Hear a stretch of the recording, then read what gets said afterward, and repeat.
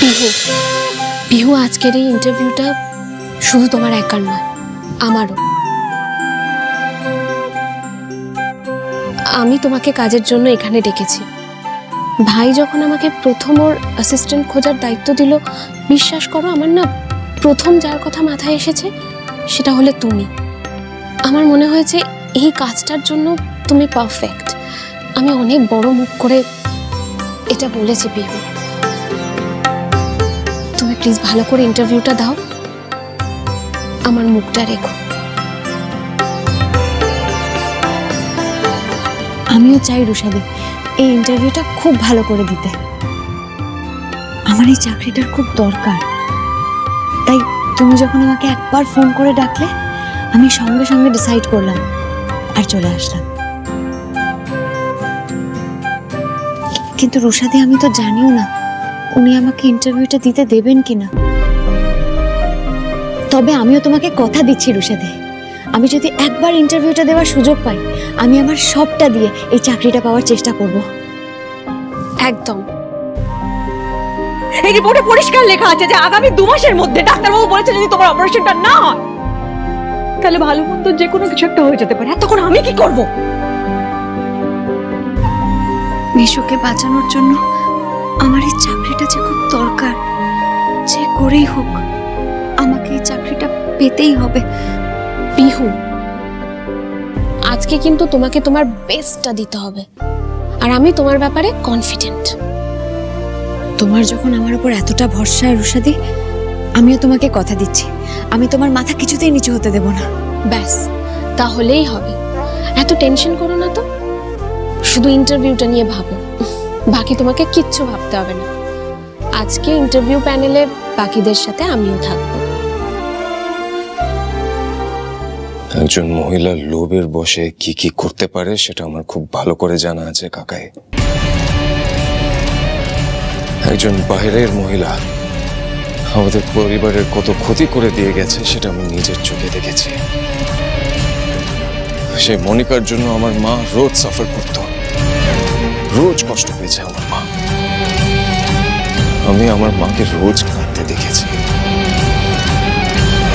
আমার 11 বছরের জন্মদিনে আমার বাবা আমার মা তার পুরো পরিবারকে ছেড়ে তার পার্সোনাল সেক্রেটারিকে নিজের লাইফ পার্টনার হিসেবে বেছে নিয়েছে। তুমি টুবাইকে নিয়ে বৃষ্টিবাড়িতে চলে যাবে আমার মা বাবার কাছে, আর আমি এখানে এই পন্ডিচেরিতেই মনিকার সাথে নতুন করে সংসার করব। হ্যাঁ, শুধু তুমি আর আমাকে কাছে পাবে না। ভগবান তোমায় কোনোদিনও ক্ষমা করবে না অপ্রতিম। তুমি ভালোবাসা, বিশ্বাস সবকিছুর অমর্যাদা করেছো। এর শাস্তি তোমায় পেতেই হবে।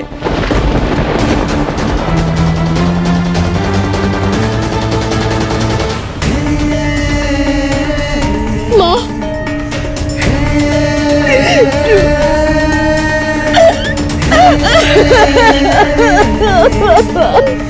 সেদিন বারবার বারণ করার সত্ত্বেও বাবা কারোর কথা শোনেনি। বাবা আর তার পার্সোনাল অ্যাসিস্ট্যান্টের জন্য এক মুহূর্তের মধ্যে আমাদের পুরো পরিবার ভেঙে যায়। আর তারপর বাবা যখন দেখে যে তার নোংরার মধ্যে বাধা পড়ছে, তখন বাবা আমার মা, ব্রিজেশ আঙ্কেল, সুভদ্রা আন্টি, প্রিয়দর্শিনী সবাইকে খুন করতে একবারও তার হাত কাঁপেনি।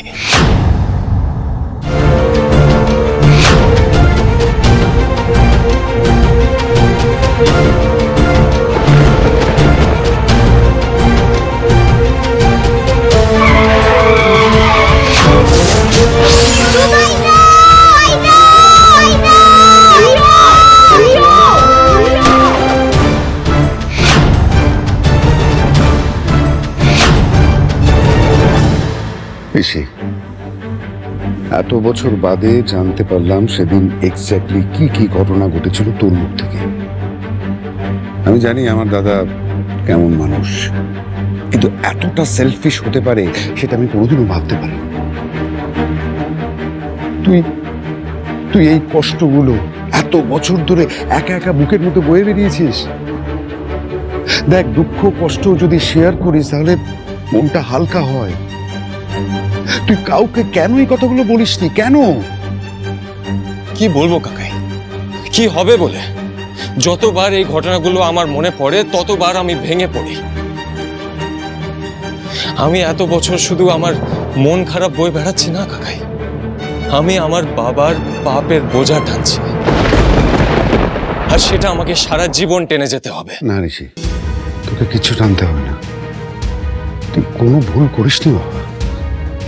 তুই তো আমাদের পরিবারটাকে একসাথে বেঁধে রেখেছিস। মা বাবা হারানো মেয়েটাকে যোগ্য সম্মান দিচ্ছিস, ভালোবাসা দিয়েছিস। তুই কেন মন খারাপ করে থাকবি বল? যেই মানুষটার ভেতরটা ছাড়খাড় হয়ে গেছে সেই মানুষটা কি করে আনন্দ পাবে তুমি বলো কাকাই? এই ঘটনাগুলোর জন্যই আমি আমার পরিবারের বাইরে কারোর সাথে মিশি না কাকাই। আমি কাউকে ভরসা করতে পারি না। আমার সবসময় ভয় করে যে পুরনো ঘটনাগুলো যদি কিছু হয়ে যায় তাহলে। ঋষি, আমি তোর ব্যাপারটা বুঝতে পারছি। রুষা কিন্তু এই ঘটনাগুলো জানে না, ইনফ্যাক্ট ওর কিচ্ছু মনে নেই। ও কি করে বুঝবে যে কেন তুই পিউকে তার কোম্পানিতে চাকরি দিতে চাইছিস না? এই ভাগ্যিস দিদি কিছু জানে না, না হলে আমার বাবা কি করেছে সেটা সবাই জানতে পারলে সেন পরিবারকে গরাদের আড়ালে থাকতে হতো। দিদি তার স্মৃতি হারিয়েছে বলে এখনো আমরা ঠিক আছি।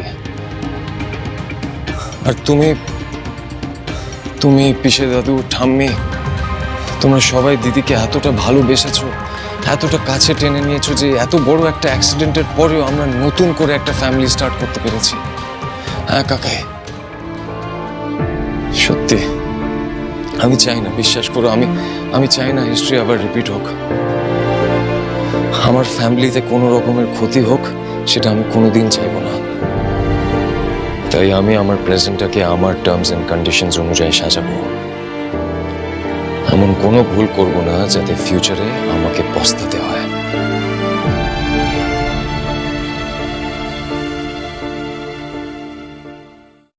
নমিতা দি, আমার চাটা দাও প্লিজ।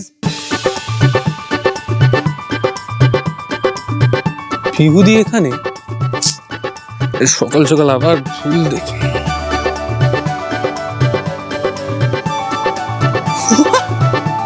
আরে পিহুদি, তুমি এখানে? আরে কি গুড গুড।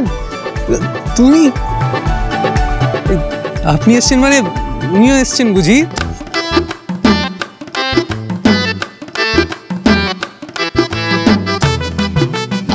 ঋত্বিক, বলছি উকি ঝুঁকি মেরে কোনো লাভ নেই, কারণ পিহু একাই এসেছে। হ্যাঁ,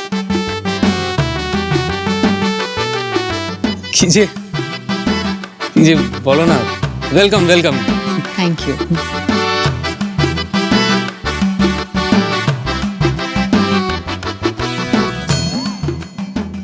ঋষি, ফিউকে তুই যদি এখন এভাবে এখান থেকে তাড়িয়ে দিস, ওই মেয়েটির কিন্তু তোর প্রতি একটা ব্যাড ইমপ্রেশন তৈরি হবে।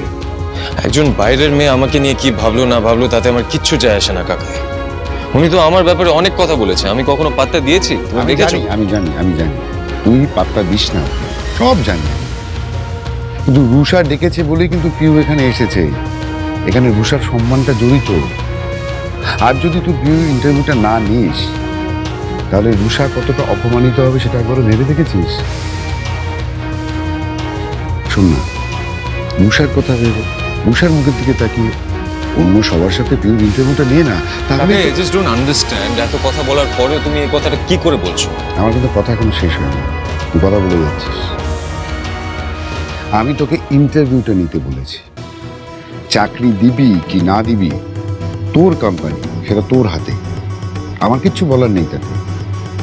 পিউ যদি তোর এক্সপেকটেশনটা ফুলফিল করতে না পারে চাকরি দিবি না। এখানে তো সব সমস্যার সমাধান হয়ে গেল, রুষাও তোকে কিছু বলতে পারবে না। ফর গড সেক তুই ইন্টারভিউটা নে প্লিজ। আচ্ছা ঠিক আছে, বেশ, আমি রাজি।